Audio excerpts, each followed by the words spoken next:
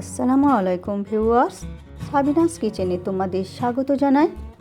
আজ আমি তোমাদের কাছে নিয়ে চলে এসেছি নিরামিষ আলু ও সজনে ডাঁটার রেসিপি। সজনে ডাঁটা শরীরের জন্য খুবই উপকারী একটি সবজি, তাই তোমরা অবশ্যই খেও আর এইভাবে একবার অবশ্যই বানিয়ে দেখো। Aha. Yes.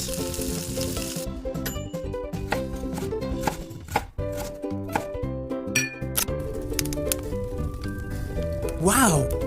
এখানে আমি আলু সরু সরু করে কেটে রেখেছি, সজনে ডাঁটাও ছোটো করে কেটে রেখেছি। এখানে আমি 1 চামচের মতো রসুন ছিলে নিয়েছি আর পেঁয়াজ আর টমেটো 3টে কেটে রেখেছি। কড়াইতে তেল গরম করে পেঁয়াজ কুচি দিয়ে দিচ্ছি, দিয়ে এরপর আমি হালকা করে ভেজে নিয়ে 3টে টমেটো যে কেটে রেখেছিলাম সেটাও দিয়ে দিচ্ছি।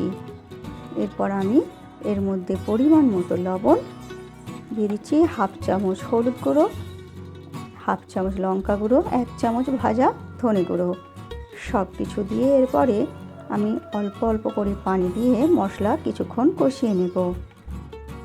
এরপর 1 চামচ জিরে বাটা দিয়ে দিচ্ছি আমি, এরপর দিয়ে ভালো করে মশলা কষিয়ে নেব। এরপর আমি সজনে ডাঁটা আর আলু দিয়ে দেব, দিয়ে এরপর আমি কিছুক্ষণ কষাতে থাকবো। সজনে ডাঁটা আমাদের শরীরের জন্য খুবই উপকারী একটি সবজি। অনেকেই সজনে ডাঁটা খেতে পছন্দ করে না, কিন্তু তোমরা যদি তরকারির মধ্যেও সজনে ডাঁটা খেয়ে থাকো তাহলে তবে উপকারী। 1 চামচ রসুন আমি থেঁতো করে দিয়ে দিচ্ছি, দিয়ে আবার আমি কষাতে থাকবো। আমার রেসিপিটি তোমাদের এই পর্যন্ত পছন্দ হলে একটা লাইক করে দিও। পরবর্তী রেসিপি কী পেতে চাও সেটাও কমেন্ট করে জানিও। কষানো হয়ে গেলে পানি দিয়ে দেব, দিয়ে এরপর ভালো করে নেড়ে দেব, নেড়ে দিয়ে ঢেকে মিডিয়াম আঁচে হতে দেব। যখন এই রকম মাখা মাখা টাইপের হয়ে আসবে ঝোল, তখন এই রকম 1 চামচ আমি ভাজা জিরে গুঁড়ো ছড়িয়ে ফুটিয়ে এরপর নামিয়ে নেব।